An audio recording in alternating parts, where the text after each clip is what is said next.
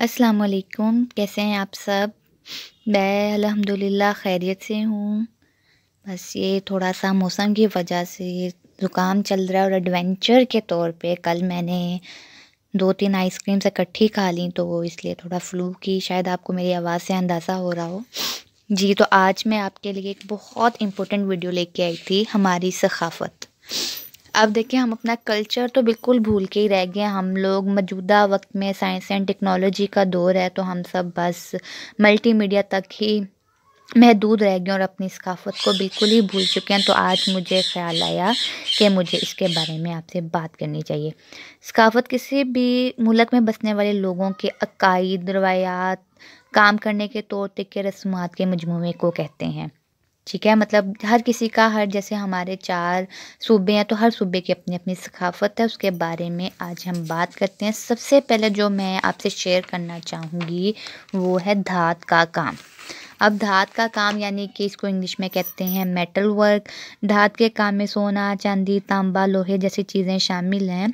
तो धात का काम पाकिस्तान में धात का काम तकरीबन 8000 साल कबल शुरू हुआ। पाकिस्तान में धात का काम हमारी सक़ाफ़त और विरासत के ताज का एक अहम नगीना है। सोना, चांदी, तांबा, कॉपर जैसी धातुओं की खूबसूरत और पेचीदा डिज़ाइन की तस्वीर हर जगह पे देखी जा सकती हैं।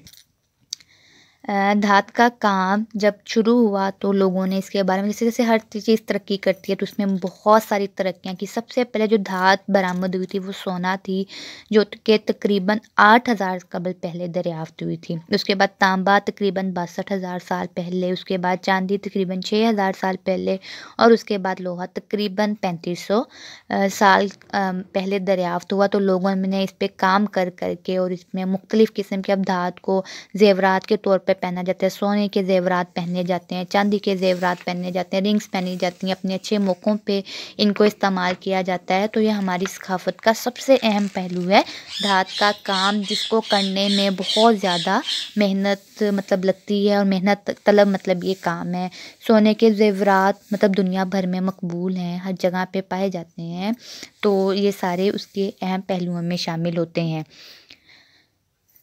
और धात से मतलब दूसरी चीज़ें भी बनाई जाती हैं, आराइशी चीज़ें, ज़बाइश वग़ैरह के लिए। उसके बाद हम बात करते हैं बलोची कढ़ाई की। बलोची कढ़ाई लेडीज़ के कपड़ों पे एक वक़्त था कि जब सिर्फ़ लेडीज़ के कपड़ों पे चलती थी और सिर्फ़ ये काम हाथ से किया जाता, लेकिन अब जिस तरह साइंस और टेक्नोलॉजी ने तरक्की की है, उसी तरह से जो कढ़ाई है वो आर्टिफ़िशियल तरीके में भी होने लगी है। मतलब कंप्यूटराइज़ कढ़ाइयाँ भी उसी डिज़ाइन में मौजूद होती हैं। बलोची कढ़ाई बलूचिस्तान की सखावत का अहम पहलू है, जो बलोची ख़वातीन के काम की खूबसूरती और मेहनत को ज़ाहिर करता है। इन ख़वातीन दस्तकारियों को डुक शुक्र कहा जाता है। दिलफ़रेब डिज़ाइनिंग के साथ कीमती और चमकीली कढ़ाई के अवामिल ये मबलूसात दुनिया भर में मशहूर होते हैं। यानी कि बलोची कढ़ाई भी बहुत ज़्यादा मेहनत तलब काम है, लेकिन पसंद करते हैं लोग इसको। इसके जो डिज़ाइंस होते हैं, काम की नफ़ासत होती है, बड़ी खूबसूरत होती है। मुझे वैसे ये जो ओरिजिनल कढ़ाइयों वाले कपड़े होते हैं ना, मुझे बहुत ज़्यादा पसंद हैं और मैं इनको मतलब पसंद भी करती हूँ, ख़रीदती भी हूँ, पहनती भी हूँ। तो बहुत मेहनत वाला काम है, लेकिन मौजूदा वक़्त में जैसे साइंस और टेक्नोलॉजी है, तो हर ये जो काम है ये कंप्यूटराइज़ से मतलब डिज़ाइनिंग वही मिल जाती है हमें ब्लोचिंग वाली, लेकिन वो क्या कहते हैं उसको कि वो कंप्यूटर पे ये काम होता है। जैसे-जैसे साइंस तरक्की कर रही है उसके साथ-साथ। उसके बाद जो सक़ाफ़त का अहम पहलू है, जिसको अब के दौर में लोग बिल्कुल ही भूल के रह चुके हैं, ऊँट की हड्डी पर दस्तकारी। यानी कि ऊँट की हड्डी जो कैसे कहते हैं कि सब जानवरों में से ऊँट सबसे लंबा जानवर होता है, तो उसकी हड्डी पर मुख्तलिफ़ किस्म की मतलब डिज़ाइंस बनाए जाते थे।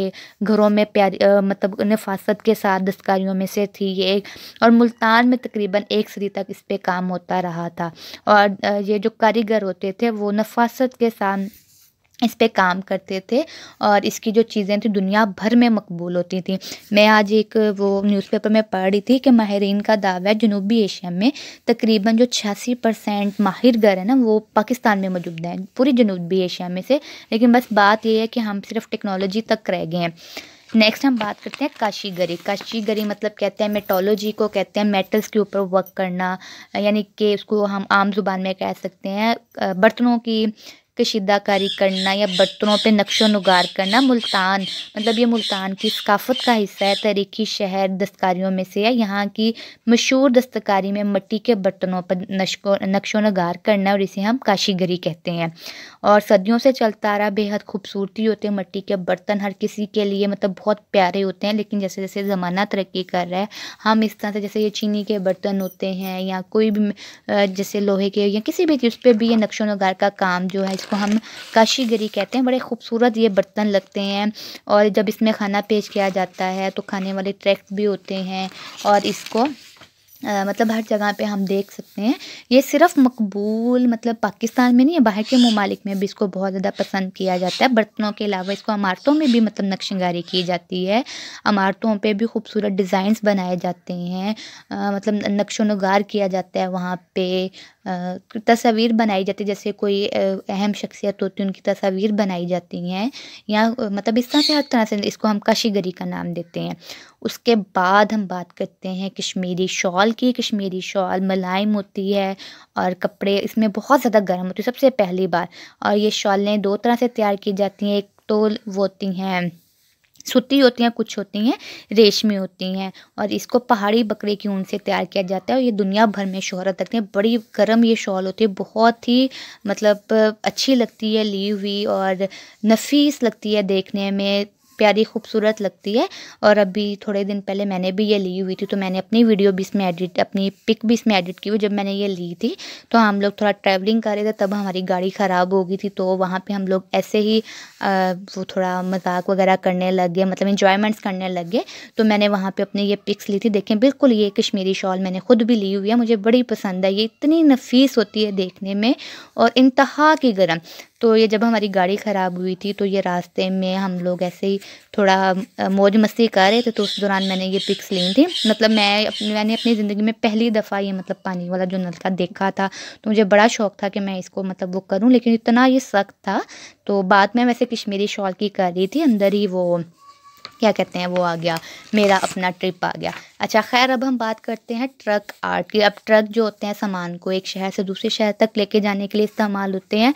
पाकिस्तानी और पेशावरी मतलब इसको ना सॉरी कराची और पेशावर को पाकिस्तानी ट्रक का मरकज़ समझा जाता है। इंतहाई मतलब खूबसूरत ट्रकों पे डिज़ाइन बनाए जाते हैं और ट्रक आर्ट का आगाज़ तकरीबन 1940 में हुआ था। जनूबी एशिया ममालिक में हर जगह ये दिखाई देता है और ड्राइवरों के रोज़गार में इजाफ़े का भी सबब बनता है और पाकिस्तान की मरूफ़ सकाफ़ती बरामदात में से भी है, यानी कि पाकिस्तान में ट्रक बनते हैं और इसको बाहर के ममालिक से बरामद किया जाता है। देखें कितने नफ़ीस मतलब ये काम है, हमारी सकाफ़त का ये हिस्सा है, लेकिन हम लोग इसको भूल गए। हम लोग बस अब मल्टीमीडिया तक ही महदूद होके रह गए कि बस मल्टीमीडिया ये हो, वो हो, वैसे हो, वैसे हो। हम लोग अपनी सखावत को बिल्कुल ही भूलते जा रहे हैं कि हमारे जो आबाओ-अजदाद थे, वो क्या काम करते थे, वो कैसे काम करते थे, उनकी क्या मतलब मसरूफ़ियात होती थी तब तो ये नहीं ना था मोबाइल या कुछ भी इस तरह से। तो मुझे आज बहुत शिद्दत से ये एहसास हुआ कि हम इन चीज़ों से दूर होते जा रहे हैं। हमें इन चीज़ों के मुतालिक थोड़ी बात करनी चाहिए। इन लोगों को कंट्रीब्यूट करना चाहिए, ट्रिब्यूट करना चाहिए जो इसके मुतालिक काम करते थे। मुझे उम्मीद है कि आपको ये अलग सा टॉपिक बहुत अच्छा लगा होगा। प्लीज़ मुझे कमेंट सेक्शन में बताइएगा कि आपको ये टॉपिक कैसा लगा और कौन से वाला मतलब सकाफ़त का हिस्सा जो आपको इंतहाई पसंद है कि आप उसको रिगार्ड करते हैं। अपना बहुत सारा ख़्याल रखिएगा, मुझे दुआ में याद रखिएगा। अल्लाह हाफ़िज़।